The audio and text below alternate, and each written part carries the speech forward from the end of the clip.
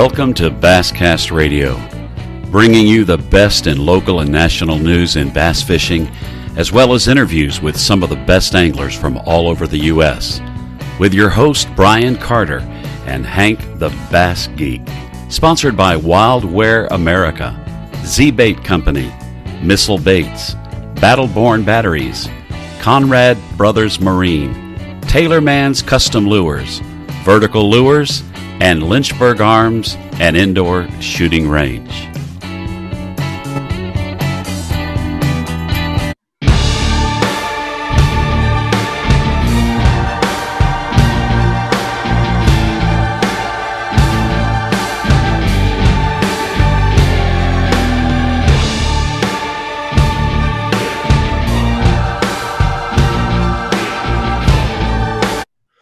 All right, guys, we are back with another great episode of Basscast Radio with my co-host, Mr.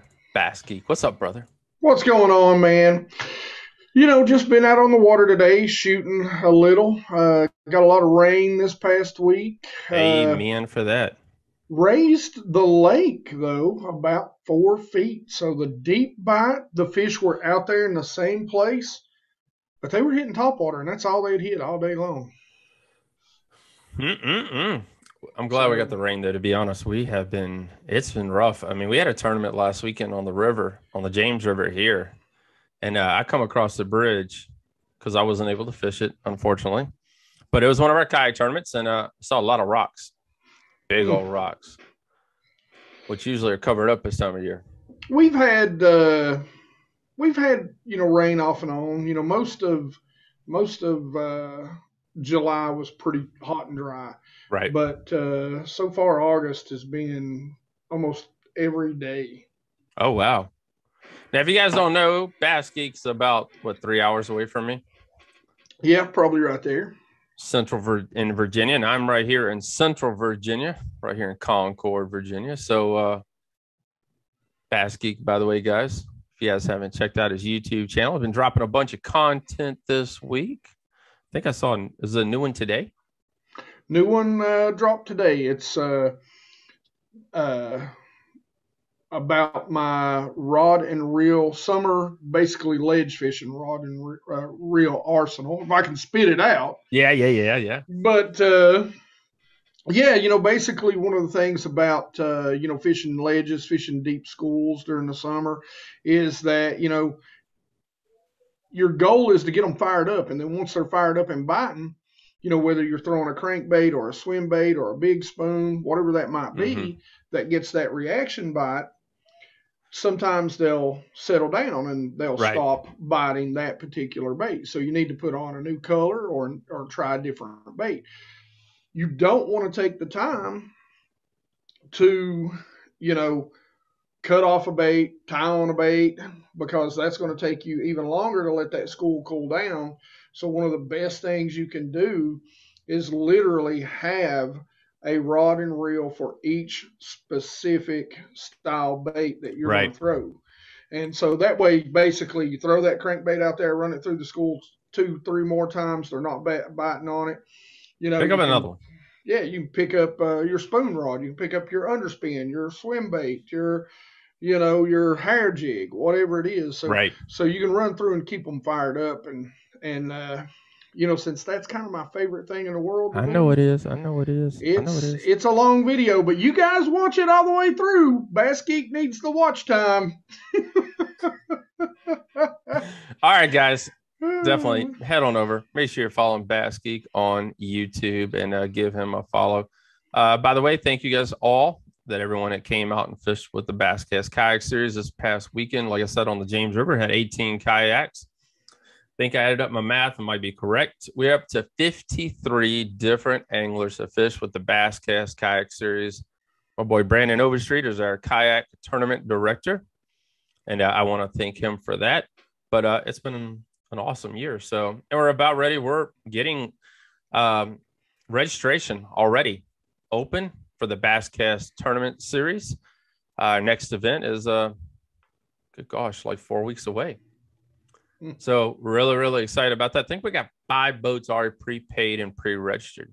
Nice, ready to rock and roll. So we are ready to rock and roll, and Danielle's going to make sure everything is taken care of because I suck at it. Now, I did pretty good by myself, I'll be honest. I did the best I could, but Danielle has been a definite improvement in helping us make this thing go off with a success. Let's talk about our guest here. And we got two awesome guests on tonight, two college young men, by the way. Don't forget about Rumble. Guys, Rumble is where you can go watch lots of great videos, as well as Basscast Radio on our outdoorobsessionsradio.com. You can go there as well. And we're not going to do the list tonight. We're going to dive into the show because the boys are ready to roll. But you guys have all seen the Spreaker, the iTunes, the Google. We don't care where. Just go hit the follow button, Basscast Radio. Make sure you give us a follow, please. If you can listen, we are there. That is right. That is right. All right, guys. The last couple of episodes have been sponsored by Riverwise Fishing. They're your source for quality fishing gear. They'll offer your favorite baits in your go-to colors, such as sexy shad and green pumpkin, but have added some unique and effective patterns such as spring fling, pumpkin spice, and bullfrog. Speaking of frogs, a signature 3-inch micro frog has been the most productive and versatile baits in their lineup, guys. Definitely a fan favorite. When it comes to sun protection and being comfortable on the water, check out their line of apparel as well. For anything from performance shirts to neck gaiters to beat the heat, check out riverwisefishing.com. Again, guys, we had nobody enter the contest last week. What? I don't understand why. Everybody listened, but no one. There's the frog, boys and girls. That's it. Check that frog out. If you guys don't want them, I want to use them. I don't even care because I love them. I mean, oops, I want to rip the bag before I get it. Check that out. I love those core shots, man. I do too. I mean, awesome. You guys don't want them again, I will take them. But thank you to Riverwise Fishing. They're an awesome company.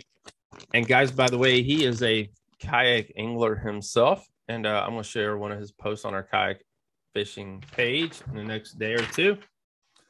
But thank you for them for sponsoring Basscast Radio and sponsoring the next couple of episodes. And if you'd like to be a sponsor of Basscast Radio, we'd love to have you. Just DM us on Instagram, thebasscast.com, or Facebook, or hit me up at Brian at thebasscast.com, and let's talk. Simple, easy, and it ain't nothing crazy around here. So we simple around this place. All right, guys. Tonight we have the 2021 Bassmaster College champions from Adrian College. Mr. Hayden Scott and Griffin Fernandes is going to be on with us tonight and talk to us about the win. And guys, they only won by 3 pounds, by the way.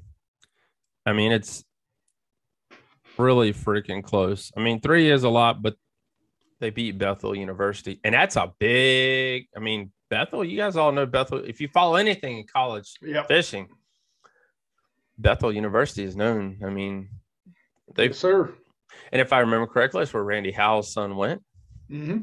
So, Bethel's got big sticks. If you want to, if your daughter, son want to go and they want to learn bass fishing and become a Bassmaster Elite Angler or FLW Pro Series Angler or whatever they want to become, Bethel University is it. That's the school. But one of my best friends, shout out to Vince, his son goes down there. His son's on their team. That's awesome. So, and their home lake down there is Chick.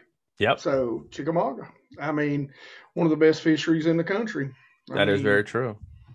So, but yeah, so we're gonna have Hayden and Griffin, and they're gonna break it all down for us and talk to us about the event because we weren't there. So hopefully we're gonna get some tidbits and some information, and you guys are gonna learn something, and we're gonna learn something as well. So, Guys, we're going to take a quick little break right here, and we'll be right back with the 2021 Bassmaster College Championship winners.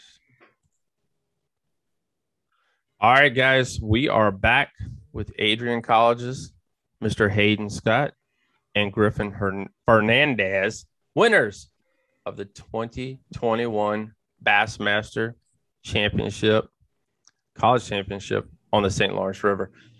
What's happening, man? We're currently out here on Lake St. Clair. We just got off, and I mean, just like that, the fast turnaround, we're back practicing for another college tournament. That's awesome. Come down with the win and then back to work. No time to celebrate. Yes, sir. It's all for the love of it, man. Wouldn't have it any other way. I hear you. I'd like to be down on St. Clair fishing with you, to tell you the truth. It's been pretty fun the last couple of days. I guess up, that's north. Yeah, sometimes I get my directions. All right, let's kick it off here first. Hey, Hayden, talk to us introduce yourself, where you're from, and when you got this big old bass fishing bug, we call it. Yeah, so I'm Hayden Scott. I've grown up in Southeast Michigan between Ann Arbor and a couple small towns around us. But I mean, I remember back when I was in 4th grade or 3rd grade, a close friend of mine used to fish the top Bassmaster Top 100s, and I would go to his house as a kid, and you'd have the whole pegboard wall, and every time I'd go there, I get to pick out a lure. And so when I was a little kid, I was in elementary school, and so I was introduced to the sport at such a young age that I just thought it was the coolest thing ever. Like, you did this for a living. I'd go there, see all these fishing lures, and I saw it was the coolest thing ever. So when I was in 3rd grade, as a birthday present, he bought me a membership to Bass.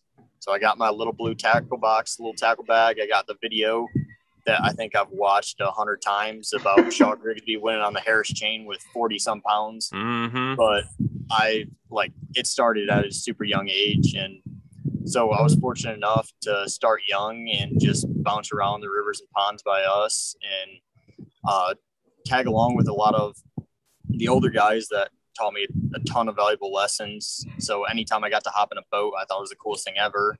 That's awesome. And so as we got closer to high school, me and a couple of buddies started the high school program through Saline High School in Michigan. And we hopped in. Brett Straffen runs an awesome organization up here in Michigan. So that's kind of how I got the start. Throughout high school, I was fortunate enough to win Angler of the Year in Michigan. Oh, wow. Nice. For that.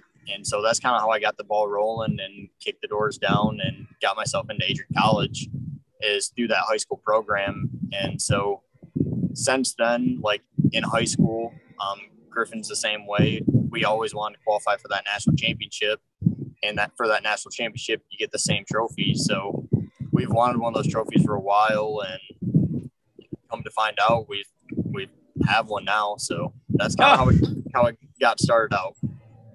All right, Griffin, break it down for us, man. All right, so I'm Griffin Fernandes. I'm from McCordsville, Indiana.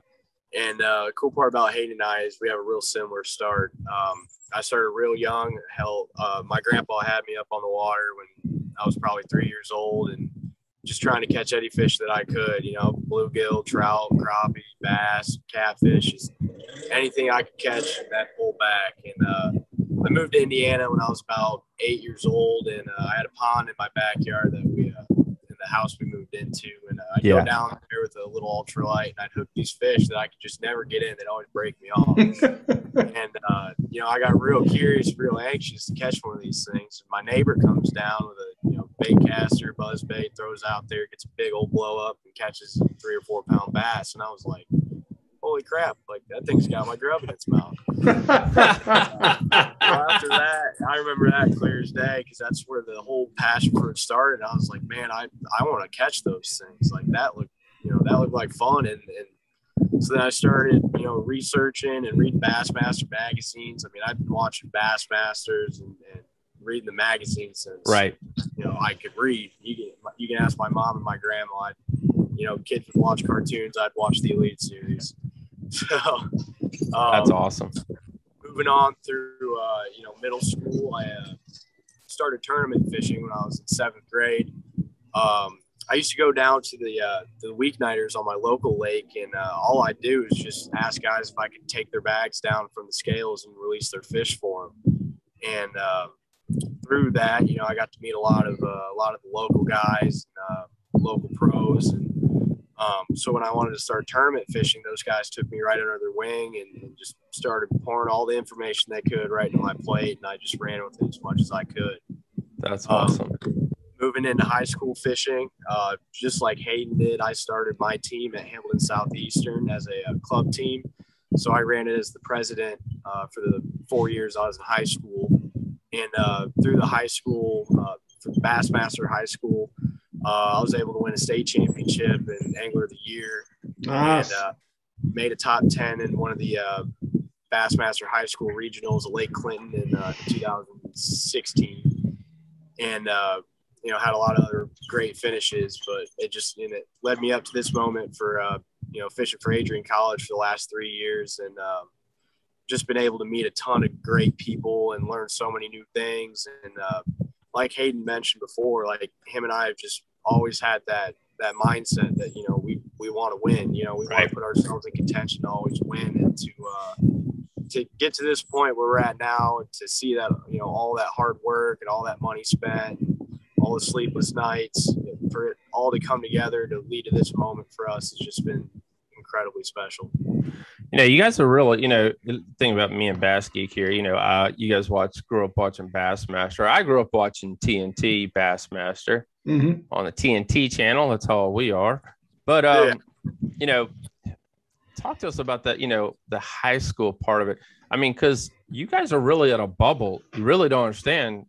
You could just go back like 10 or 15 to 20 years ago, because you guys will be like 3 years, 5 years, 6 years back. High school they just started pouring a lot of money into the high school and college fishing. I mean, you take even just 10 to 15 years ago, what's high school fishing? Yeah, it's awesome to see how fast all of it's really grown. I know when we started with the Bass Nation and the high school stuff, a lot of those tournaments would only get 20 or 30 boats. And by the time I graduated, we were getting 120 boats, 130 boats a tournament. And just to see that, play out on a national scale too, and in the college, it's just awesome to see, how many kids are getting into this and finding the love for it like him and I have. So what's really, what gets you into college? Tell us a little bit about what colleges are looking for now, as, more and more schools have high school clubs. What is it that you guys did? And then tell us a little bit about, why'd you pick Adrian College? So what stood out to you about that? Yeah, I mean, you really have to pretty much market yourself. Unlike a lot of other sports where you just pretty much send out your highlight tapes and wait for coaches to get back to you, it's kind of the same way in sorts, but you're sending out resumes. You're showing coaches that you've done this.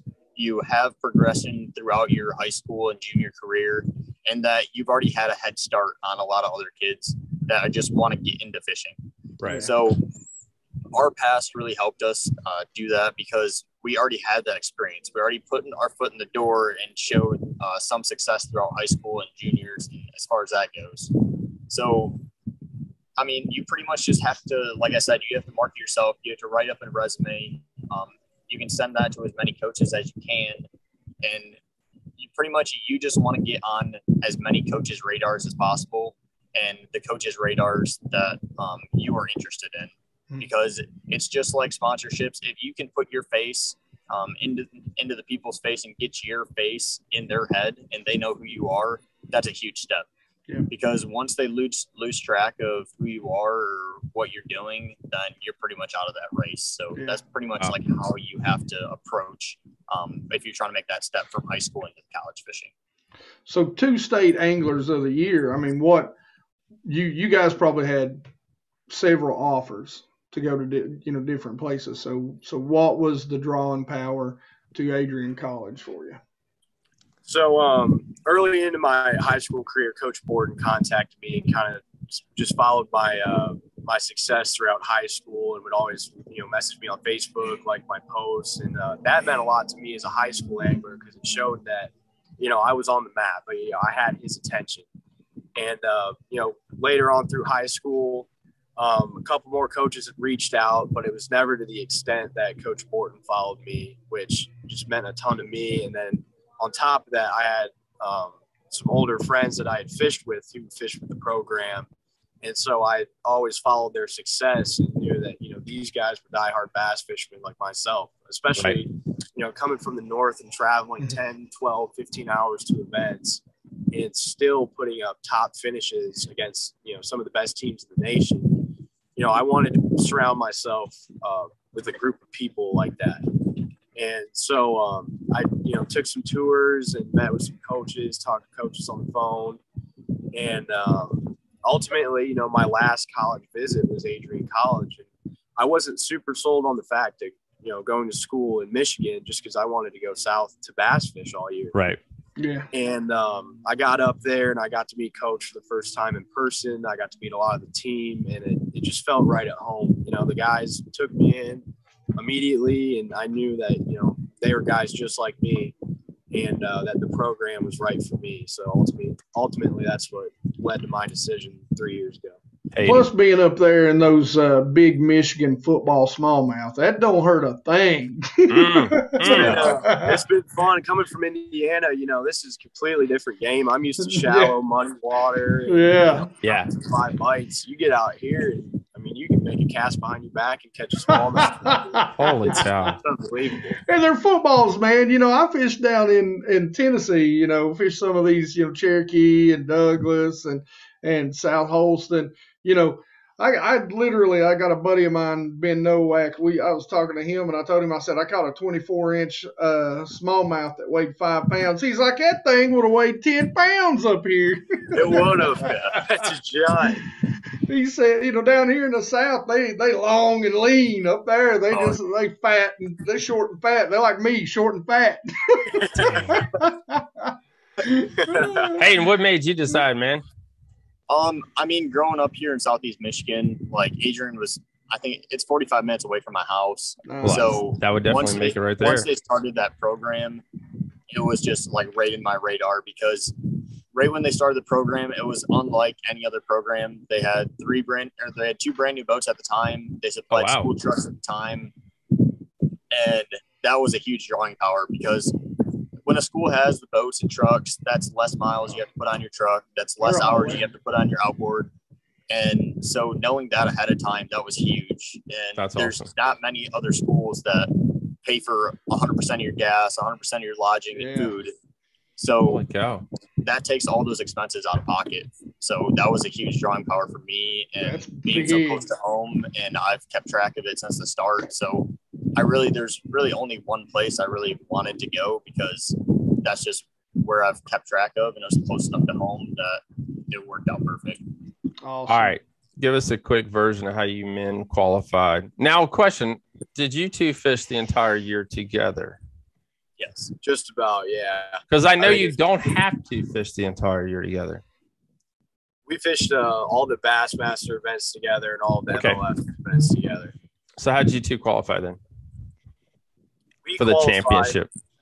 We qualified at Lake Cumberland. It was our first opportunity at the college series this year. We had to miss Hartwell because we were at the MLF National Championship. At, Griffin. And that tournament was kind of like, it was a little – we just weren't sure how it was going to go. We had a very tough practice. You fish Lake Cumberland, you're never sure how it's going to go. Trust me, I know that lake. Yeah, we weren't even sure how to catch keepers after practice. So I was hyping it up to him the whole time. I was fortunate enough to fish the FLW Tour event down there in 2018 as a co-angler and made a top 20 down there. So it was and it was all power fishing, which is one of our strong suits together. And so we just made the best of what we could find for practice. We were just like, man, if we could scrap up a limit, just put ourselves in contention. That's all we could ask for. We ended up having a pretty big bag on day one. We had almost 15 pounds and backed it up with another 9-pound bag. And, sneaked into a qualifying spot at that tournament. So that took a ton of pressure off the rest of the year. All right, let's fast forward a little bit to the championship. So how many years, let's start with this. How many years have you guys fished in just this year together, or have you fished the past 3 years together? How's that all work for you guys? Just this year. It's our first year together.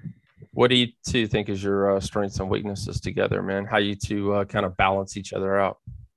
I mean, it's kind of a difficult question because, I mean, we take pride in being as well-versed as anglers as possible. So, I mean, our strong suits are definitely flipping. If there's a flipping bite to be had, we're probably going to find it. I've had a lot of experience up here chasing smallmouth, so that's kind of one of my strong suits, just because I've had that much experience doing it. Right. But when it comes to fishing 10 foot or less, this dude, that's all he does. Like he knows his stuff when it comes up to beating the bank and fishing shallow. But I mean, we just pride ourselves in going behind people and getting bites when that's it's awesome. not easy to do. So, all right, guys, if you guys don't know, it's 3 days for the national championship. This year's event was held on the St. Lawrence River. And how'd the whole thing kick off for you guys practice-wise? I mean, you're going to hear just like the same story. Like we had a terrible practice. All right. Hey, you know what? Many championships are won on a terrible practice. That is eliminating water. Yes. We eliminated a lot of water. I think one of the cool parts about our practice was like, even though it started off really bad for us, it never felt like we were down on ourselves through it all. In fact, the last day of practice, we decided to go back to what we had looked at on the first day and just approach everything differently, bring a new lineup of baits, set up on the areas differently. And we ended up starting to get bit and started to get some decent bites. And that just gave us that glint of hope going into day one that, you know, we didn't think we could catch what we ended up catching, but at least be able to catch a limit, maybe run across a couple big ones that, you know, get us up there. Yeah. All right, so here's the deal, guys. They won this thing with 63 pounds, 10 ounces. They beat Bethel University guys by 3 pounds, 3 ounces. Day one had 22-14. Day two, 20-06. And day three, they had 20-06 again. I'd say they run across some big ones. For a total weight of 63 pounds, 10 ounces. You ain't got to break down every day. Just give us a quick highlights, man. That's all you got to do.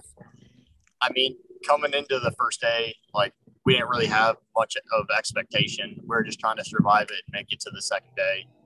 And, I mean, we just fished comfortable. Like, we know what we'd like to look for and what little clues we put together in practice. We knew what we wanted to run. So every single day it was key to just be comfortable fishing new water. So on that first day, we're fishing a couple new spots. And, I mean, what really kicked it off is I set the hook into one. Griffin gets the net, scoop it up. We get a 4.5 pounder. We fist bump, high five, go to take it out of the net. And then all of a sudden, right before I put it in the well, sorry about that. You're fine, man. You're good. He turns to me and he says, "Get the net, giant net." And I throw that 4.5 on the bottom of the boat. I grab the net, I turn, scoop, and we throw it in the bottom of the boat. We both look at each other. We got a 6 pounder and a 4.5 in the bottom of the boat. And we just said, holy cow. Like I said, they run across a couple big ones. Yeah. So that's what really got the ball rolling on day one, to just keep our heads down. Like, we got a shot now. We got one of the ones we needed. And if we can just catch a solid bag after that, we got a shot at this thing. Yeah. So that's kind of what started the momentum and started the train to go in the right direction. And I mean, when you have a game changer 6 pounder like that, and you have a 4.5 in the box early, like, you got a shot. That is awesome. So 3 consecutive 20-day bags. Talk to us about the techniques you guys were using in this event. We kept it pretty simple. I mean, going into it, we knew it's a northern river fishery. Lucky for us, we were pretty fortunate that the Detroit River and the St. Clair River set up very similar to how the St. Lawrence River fishes. So as far as baits and structure we were looking for, it all is very relatable. So going into it, we knew we were going to have a drop shot on the deck, And a bait that I don't think a lot of guys really keyed in on throughout the tournament was that heavy tube for that heavy current. And we got that. Let's see it right here. So, I mean, our tube, like when we need, or on the drop shot, when we needed a bite, kind of like our limit filler, because when you get a bite on that drop shot, you don't know if it's going to be 4 pounds. You don't know if it's going to be 3 pounds. We altered to a shorter leader because it seemed like the fish we got to bite were the ones that were right on the bottom. The ones that were up suspended, they're just super difficult to catch. And I don't think we caught a single one on it throughout the week. So pretty much like if we needed a bite, Griffin would lock that thing in his hands. And I mean, coming from practice, I got a lot of confidence in this thing, but in practice, we got bites right away on that third day on the tube. This is a bait that I throw a ton up here in the rivers because it's easy to drift and it's easy to fish around rock. So when we were fishing, we were looking for stuff that comes up to 35 foot and drops right back off into 50. So we were targeting a 35 foot to 50 foot range, and it's hard to target that area of water in that water column because of how deep it is. So we tried throwing a half-ounce tube head, and it was just too light. We couldn't feel the bottom. We couldn't feel every single rock. So we altered that 3/4 bite meat tube head, and that's allowed us to feel every single rock and just pretty much just sit down there counting rocks.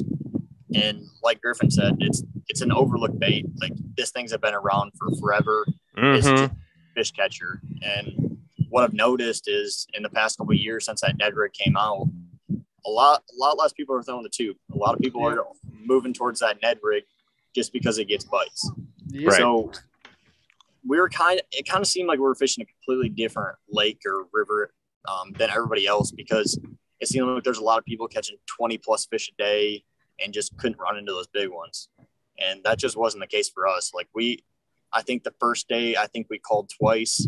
Second day of the tournament, we called once. And the third day of the tournament, we only called the one time. Yeah. So the bites we're getting were the right ones. It just was not easy to just pluck away at it. Let's talk about that tube setup, man. How do you like to fish yours? Because like you were saying, a lot of people don't, I'll be honest, I got tubes and I've never thrown them in my whole entire life.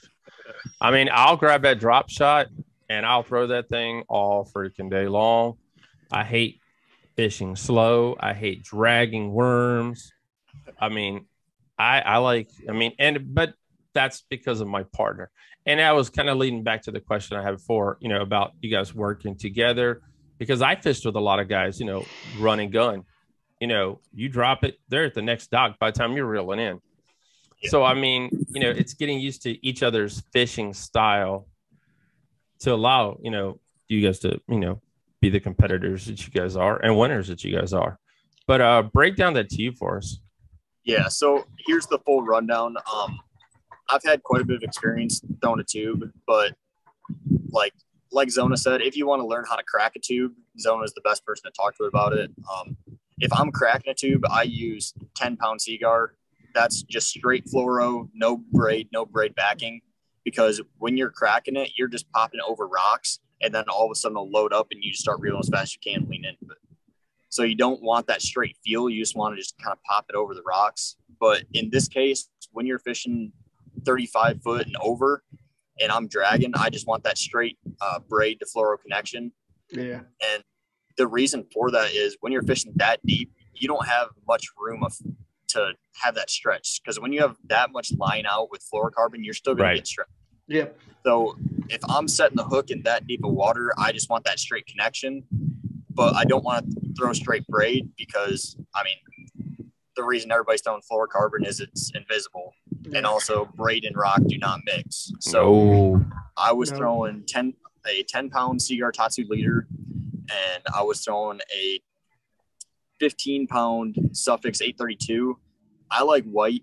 I think I can see it better, and I feel like in clear water, it just disappears in the water just like that. So I'm a big fan of it. A 3,000 size reel, and then a Dobbins Champion Extreme 764.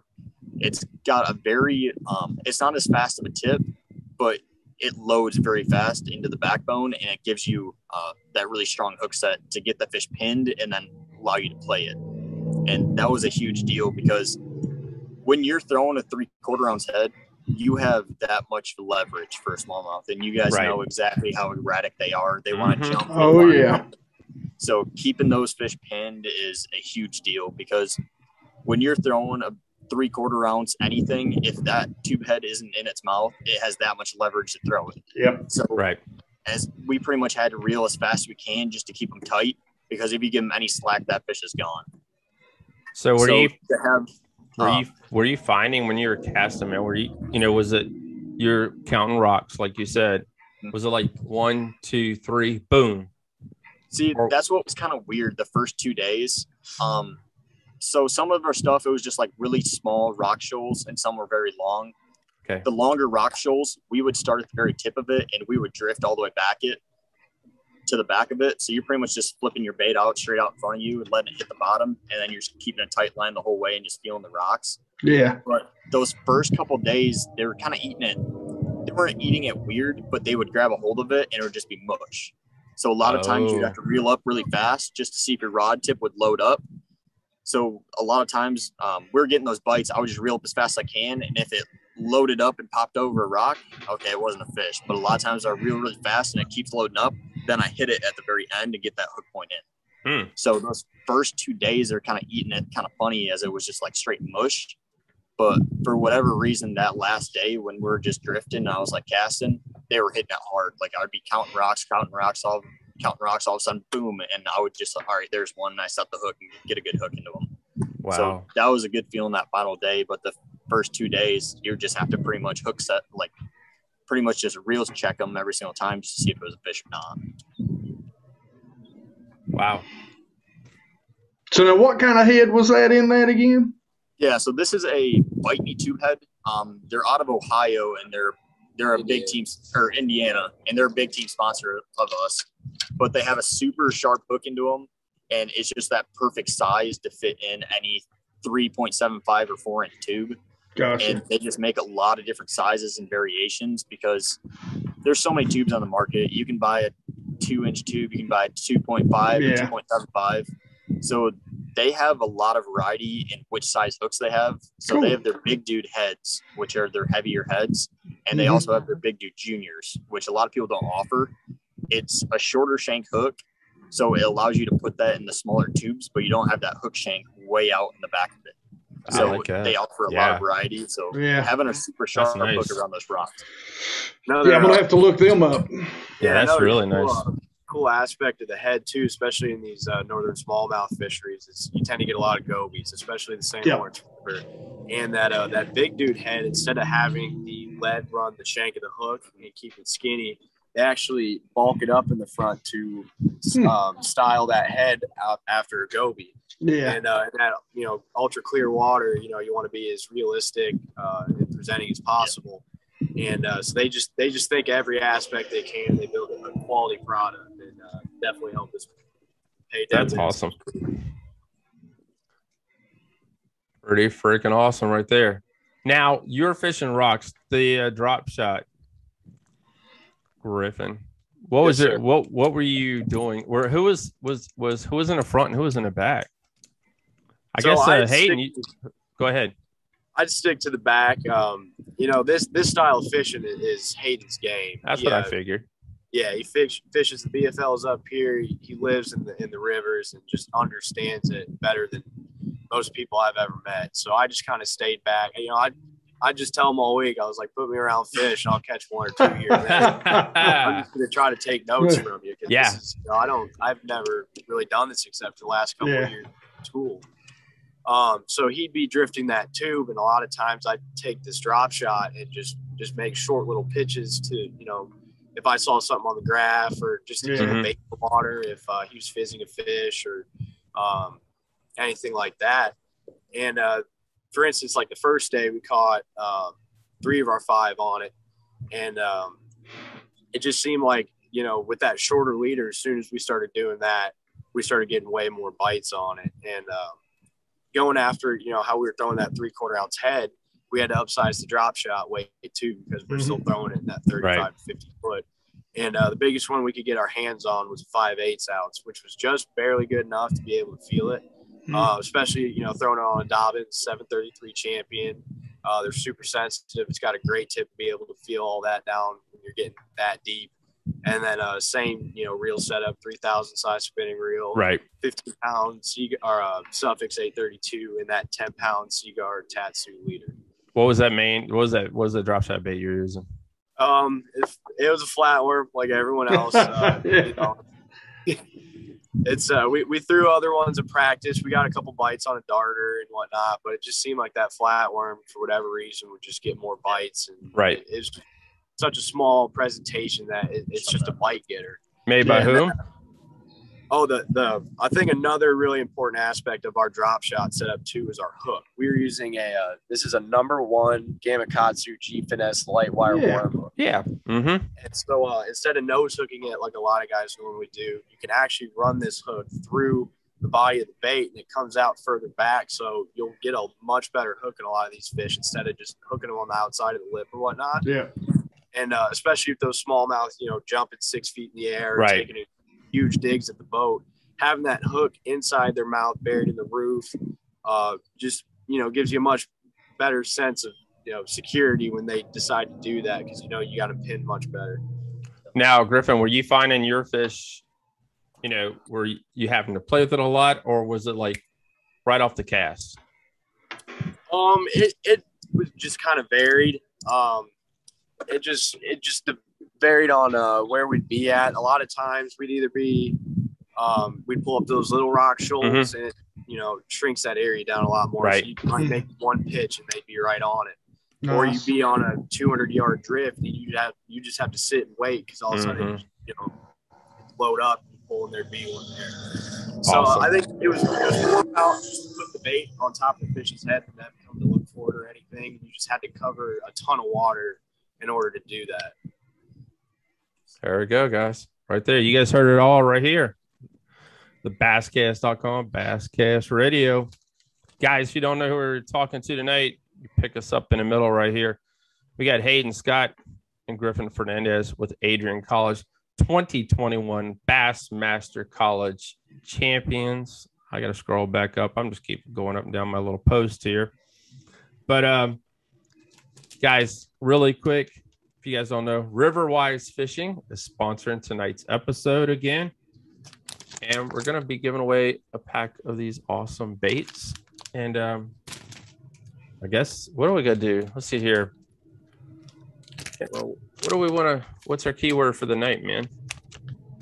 Let's say Adrian College. There you go. That's what I was going to say. It's got to be Adrian. Mention Adrian College after in the Facebook post and share it with your friends. And that's all you got to do. And we're going to pick one lucky winner to win a great looking pack of these wacky worm baits. That's what I do. I whacking them. So, but, all right.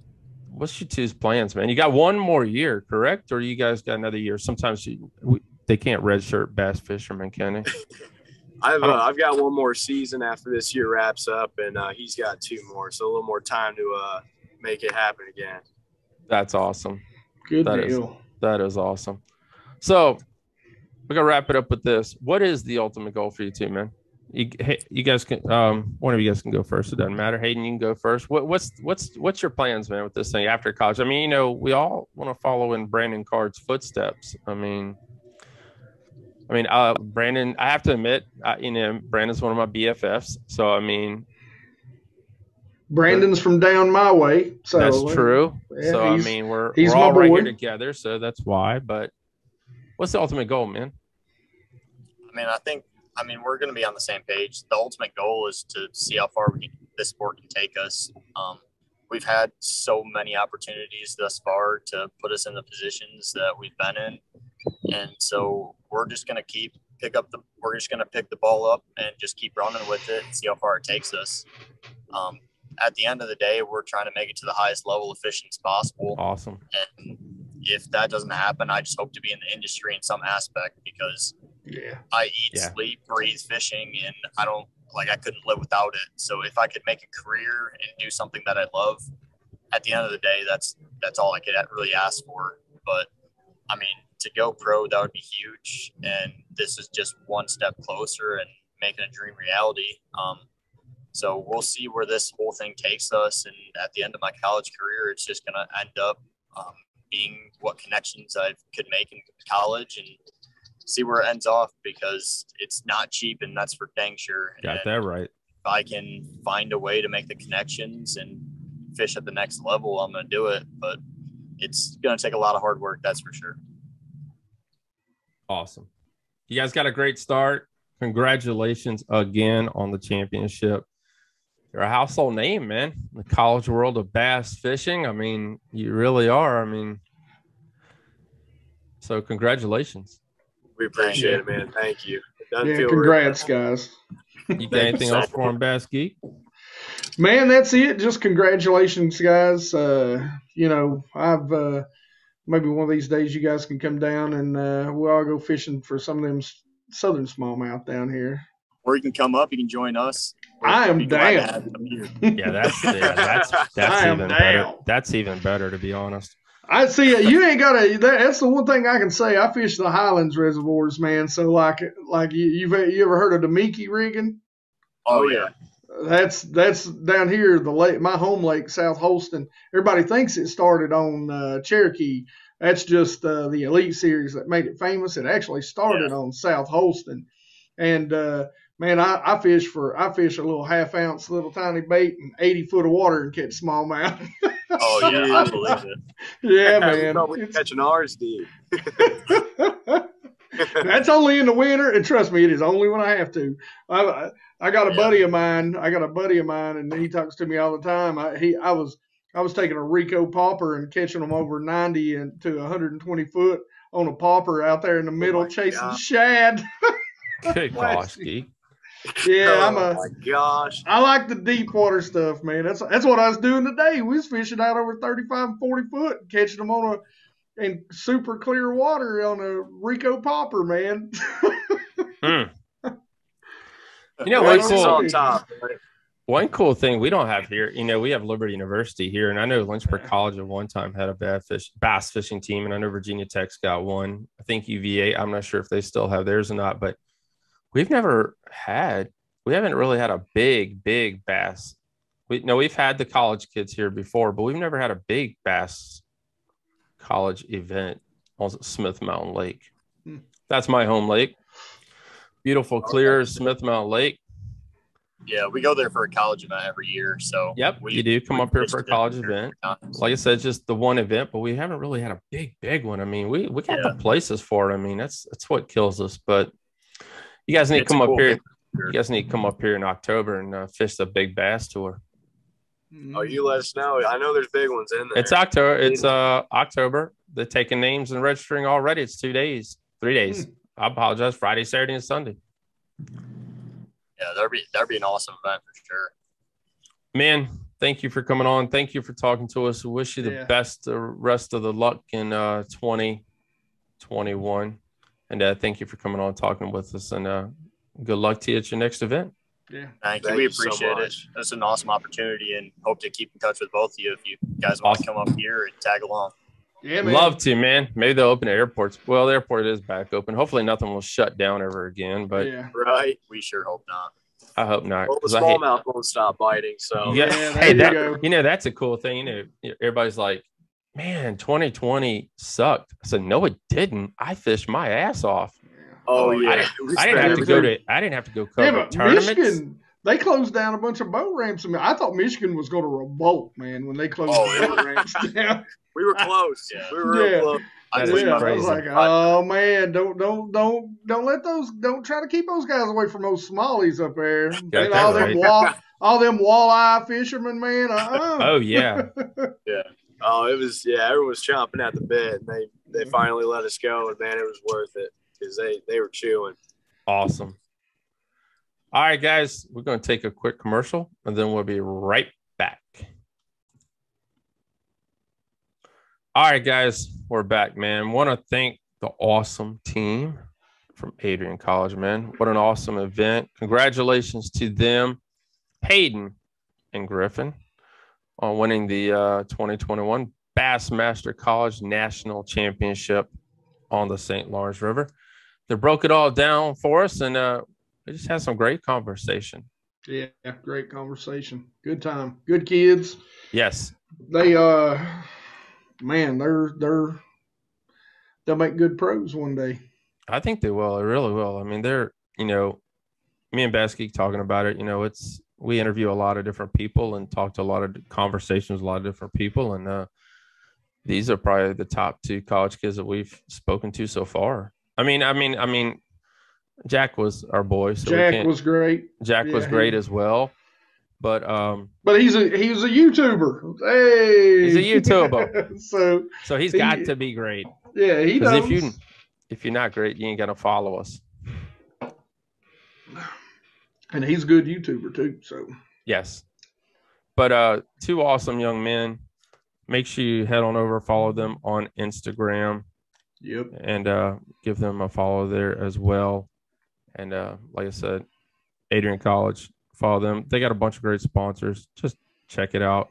If you guys didn't see the post on the basscast.com, there it is. You can go read all about it right there. We try to be quick and we try to update as fast as possible. I'll be honest, guys. I got a post to do now. I know it's sitting here, but I sit on a computer all the time and I try to get this stuff up as fast as possible. And it's shown, and you guys are showing it much love, and really, really appreciate that. Well, yeah, another great episode's in the books. I'm not sure who we're going to talk to next week. We're hoping it was going to be our local Virginia guys, but I forgot Cody is fishing, which will be going up tonight. The Pro Series, their championship, classic, whatever they're calling that.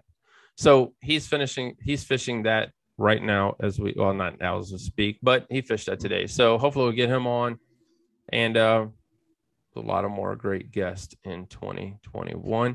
If you want to be a part of the show, again, DM us on Instagram or DM Bass Geek, or just email me, brian@thebasscast.com, and we'll love to have you on and talk to you.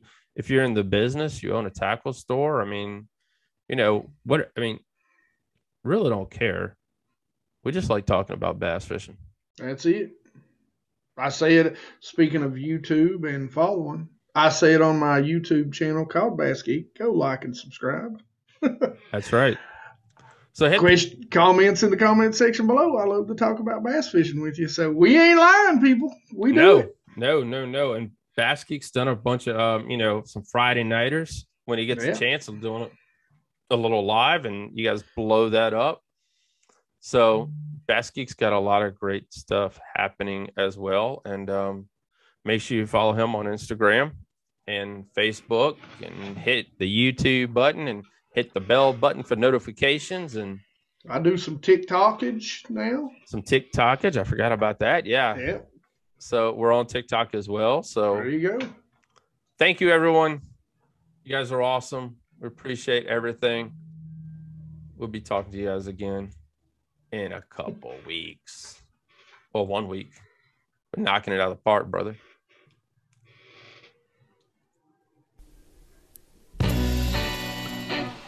You've been listening to Basscast Radio, the best in local and national bass fishing news. To listen to more episodes, check us out on all the podcasting networks. Follow us on Facebook, Twitter, thebasscast.com, and Basscast News.